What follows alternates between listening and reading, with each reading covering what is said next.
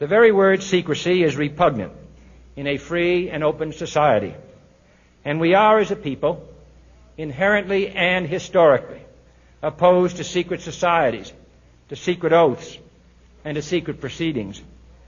We decided long ago that the dangers of excessive and unwarranted concealment of pertinent facts far outweighed the dangers which are cited to justify it.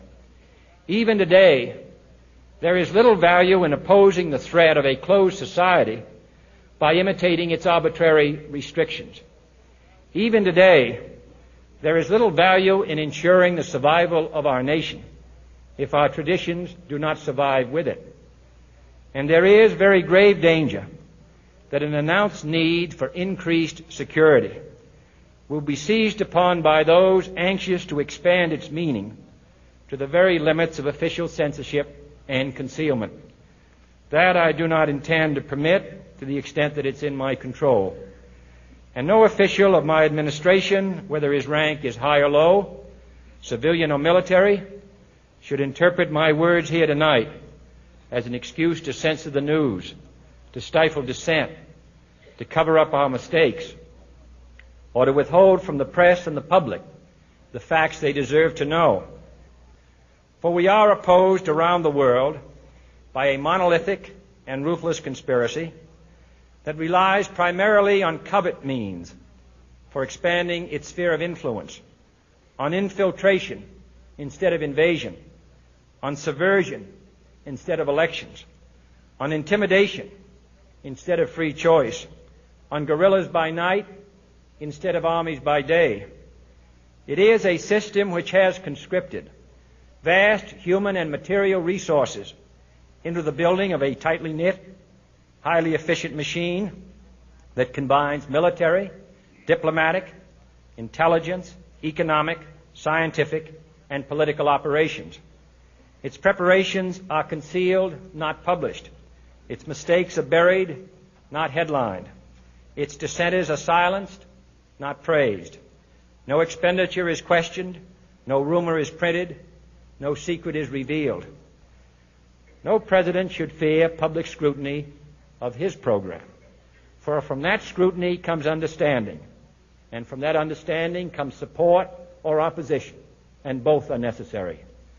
I am not asking your newspapers to support an administration, but I am asking your help in the tremendous task of informing and alerting the American people. For I have complete confidence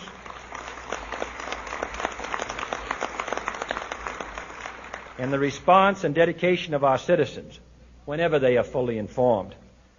I not only could not stifle controversy among your readers, I welcome it. This administration intends to be candid about its errors. For as a wise man once said, an error doesn't become a mistake until you refuse to correct it. We intend to accept full responsibility for our errors, and we expect you to point them out when we miss them. Without debate, without criticism, no administration and no country can succeed, and no republic can survive. That is why the Athenian lawmaker Solon decreed it a crime for any citizen to shrink from controversy. And that is why our press was protected by the First Amendment, the only business in America specifically protected by the Constitution, not primarily to amuse and entertain, not to emphasize the trivial and the sentimental, not to simply give the public what it wants, but to inform, to arouse, to reflect, to state our dangers and our opportunities, to indicate our crises and our choices, to lead, mold, educate, and sometimes even anger public opinion.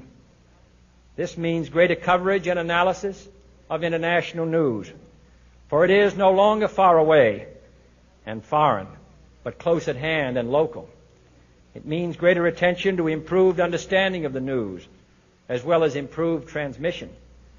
And it means, finally, that government at all levels must meet its obligation to provide you with the fullest possible information outside the narrowest limits of national security. And so it is to the printing press, to the recorder of man's deeds, the keeper of his conscience, the courier of his news, that we look for strength and assistance, confident that with your help, man will be what he was born to be.